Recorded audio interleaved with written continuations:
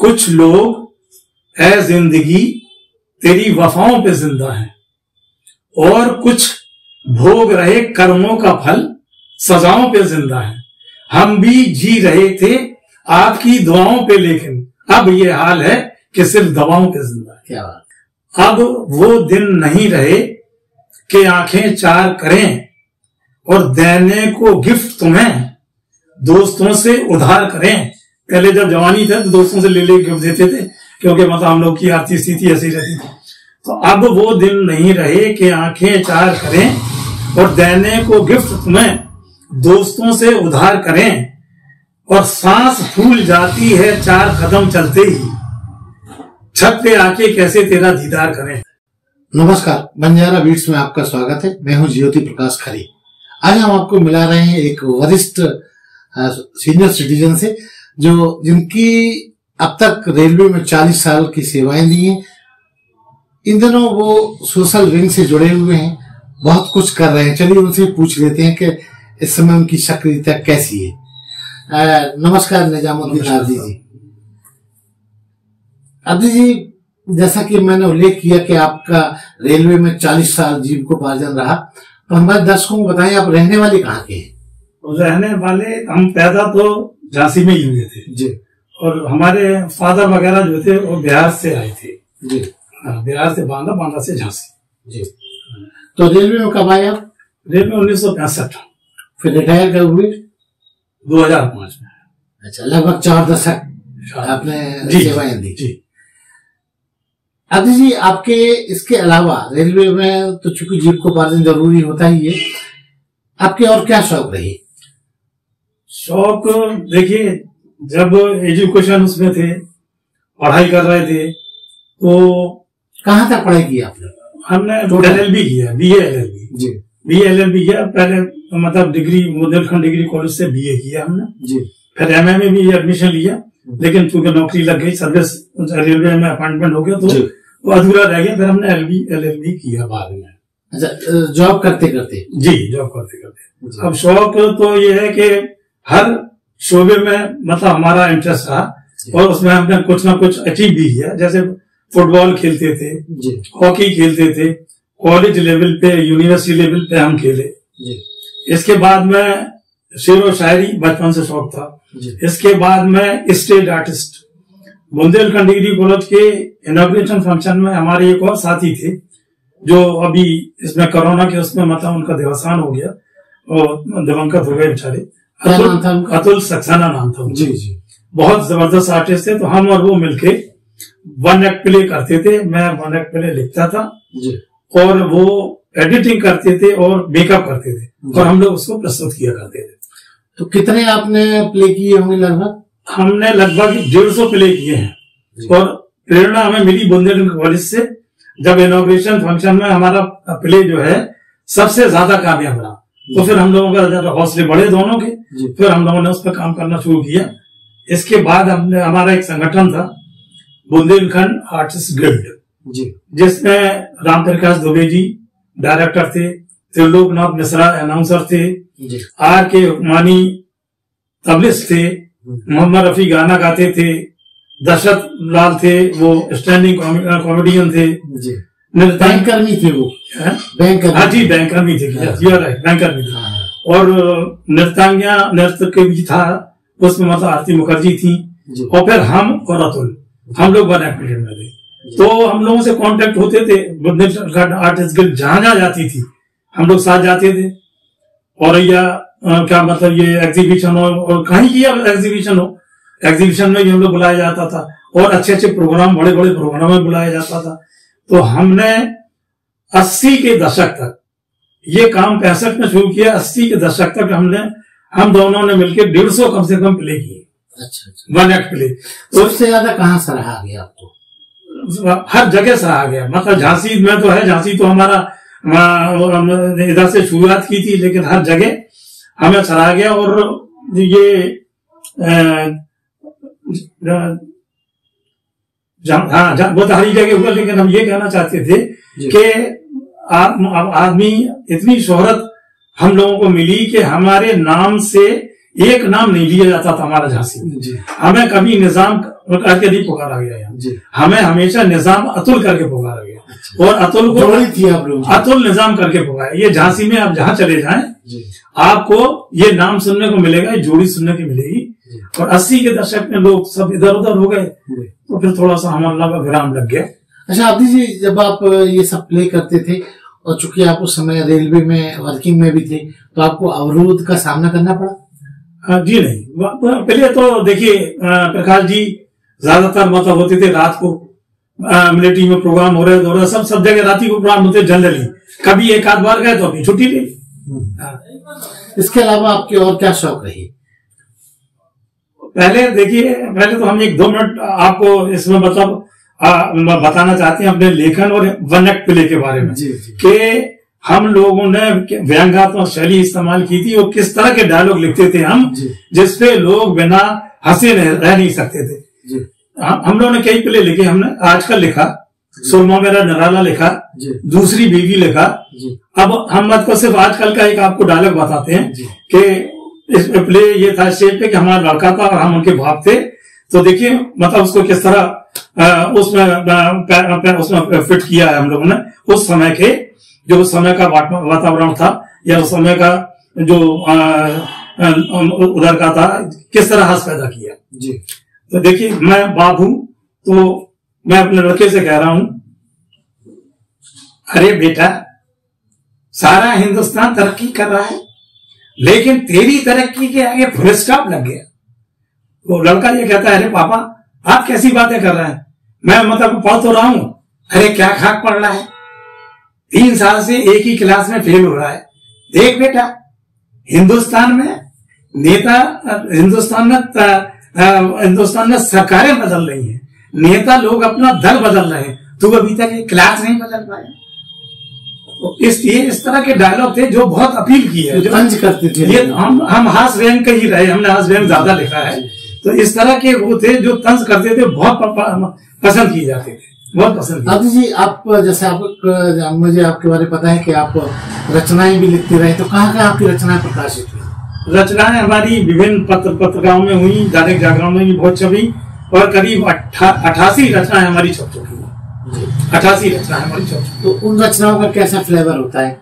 देखिए हास व्यंग तो मतलब ये कि अगर समझदार आदमी हो तो 2 लाइनों में बहुत कुछ कहा जाता है। मैं आपको केवल 2 लाइन अपनी बताता हूं लिखी हुई, और उसमें आप देखिएगा, उसमें हास व्यंग भी देखिएगा और आज के परिवेश में वो कितनी फिट है और कितनी मतलब जो है लागू होती है वो देखिएगा। एक आपने देखा कि आज का पैटर्न है या मतलब आज का ये है कि हर जगह नौकर रखे जाते हैं, सफाई के लिए, झाड़ू पोंछे के लिए, खाने आने के लिए रखे जाते हैं।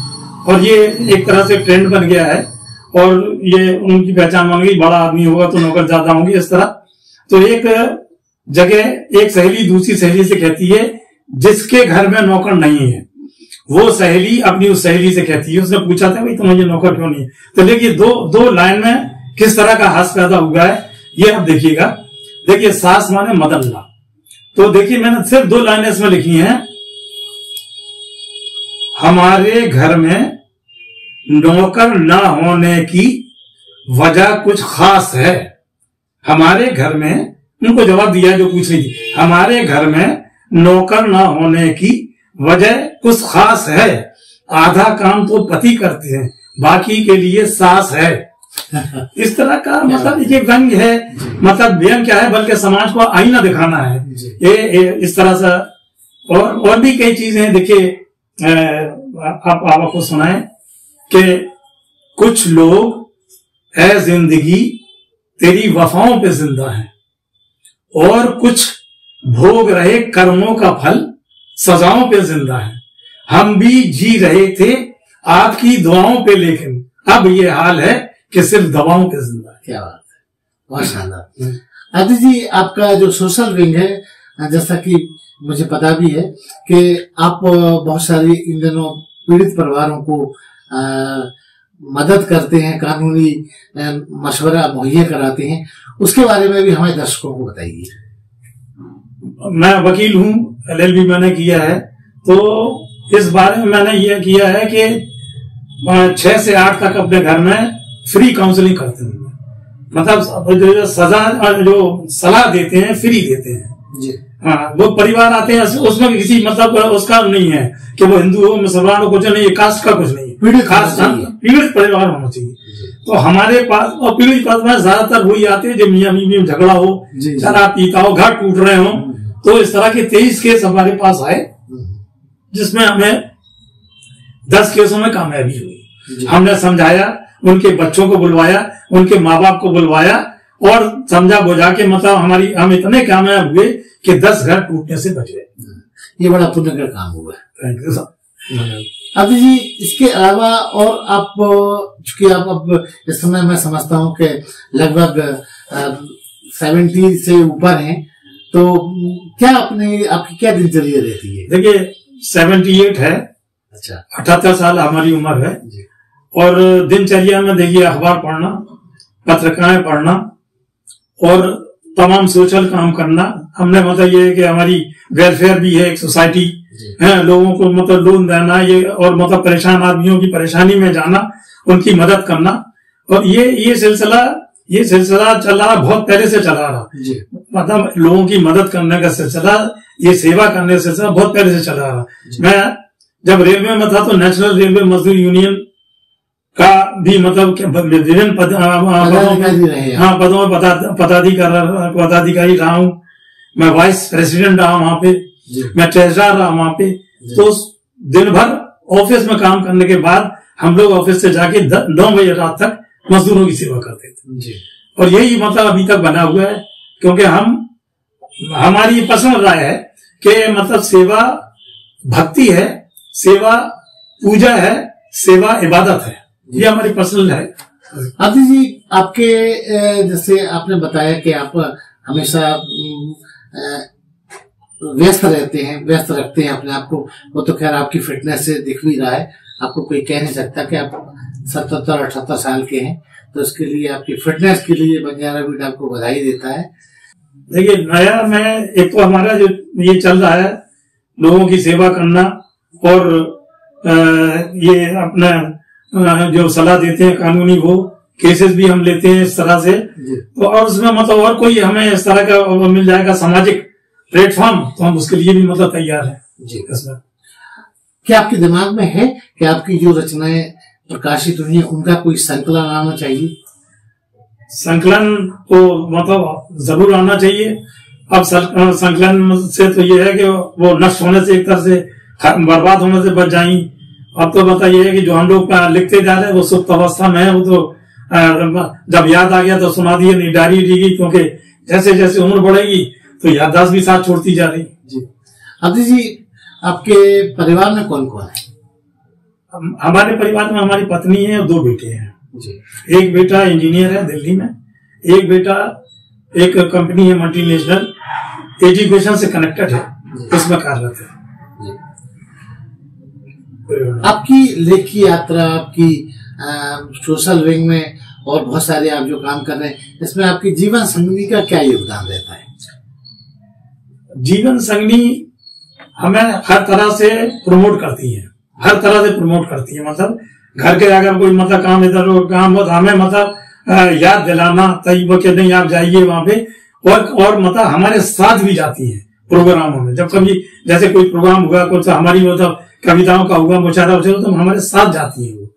तो उनका बहुत बड़ा सहयोग है उनका। अब इस एज में तो मतलब एक तरह से बहुत ही मतलब हम लोग आदी हो जाते, बहुत जरूरी है जीवन संगनी का होना जी। तो हम चाहेंगे कि चलते चलते आप अपनी कोई बेहतरीन रचना जो आपकी नजर में हो हमारे दर्शकों के साथ शेयर करें।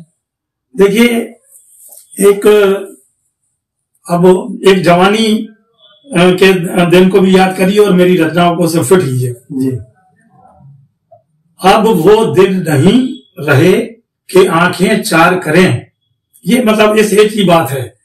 अब वो दिन नहीं रहे कि आंखें चार करें, और देने को गिफ्ट तुम्हें दोस्तों से उधार करें। पहले जब जवानी थे तो दोस्तों से ले गिफ्ट देते थे, क्योंकि मतलब हम लोग की आर्थिक स्थिति ऐसी रहती थी। तो अब वो दिन नहीं रहे कि आंखें चार करें, और देने को गिफ्ट तुम्हें दोस्तों से उधार करें और सांस फूल जाती है 4 कदम चलते ही, छत पे आके कैसे तेरा दीदार करें। क्या बात है। अब्दी जी, बंजारा बीट एक सोशल प्लेटफॉर्म है, इंफॉर्मेशन देने वाला चैनल है, आपने देखा होगा। इसमें हम आप जैसे सीनियर सिटीजन के जो भी उल्लेखनीय कृत्य होते हैं उनको मैं इसमें समाहित करता हूँ। हम चाहेंगे कि आप हमारी नई पीढ़ी को कोई अपनी तरफ से संदेश दें। ये नई पीढ़ी को तो मतलब ये है कम से कम अपने जो वो काम कर रहे हैं, एजुकेशन लाइन है वो ना, उसके साथ साथ मतलब इससे भी जुड़े, साहित्य से भी जुड़े, इन चीजों से भी जुड़े। इनसे भी मतलब आदमी का मेंटल डेवलपमेंट और उनको प्रेरणा मिलती है।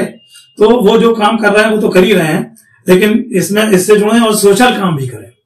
सोशल काम जैसे मैंने कहा आपसे कि हमारी नजर में तो सेवा जो है वो पूजा है या इबादत है। इस तरह थोड़ा सेवा के लिए भी आदमी अपने लिए टाइम निकाले, गरीबों के लिए, दुखियारों के लिए, बेसहारों के लिए और जो नीडी पर्सन है उनके लिए, तो थोड़ा उनको इस तरफ भी ध्यान देना चाहिए।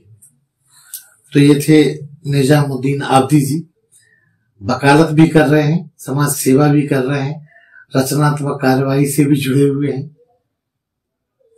आब्दी जी, बंजारा बीट से आपने जो अपनी बातें शेयर की उसके लिए बहुत बहुत धन्यवाद। आप देखिए खरे साहब, मैं आपका बहुत ज्यादा शुक्रगुजार हूं कि आपने मेरे उन पहलुओं को उजागर किया जो सुप्त अवस्था में थे, एक तरह से वेंटिलेटर पे थे लगभग, और उनको आपने मतलब प्रकाशित किया और उनको रोशन किया, ज्योति प्रदान की। तो इस तरह तो ज्योति प्रकाश हमारे जीवन से समझ लीजिए एक तरह से जुड़ गए हैं और हमारा आपका नाम हमारे जीवन में एक तरह से सार्थक हो गया। धन्यवाद। इस चैनल को लाइक और सब्सक्राइब करना ना भूलें। देखते रहिए बंजारा बीट्स।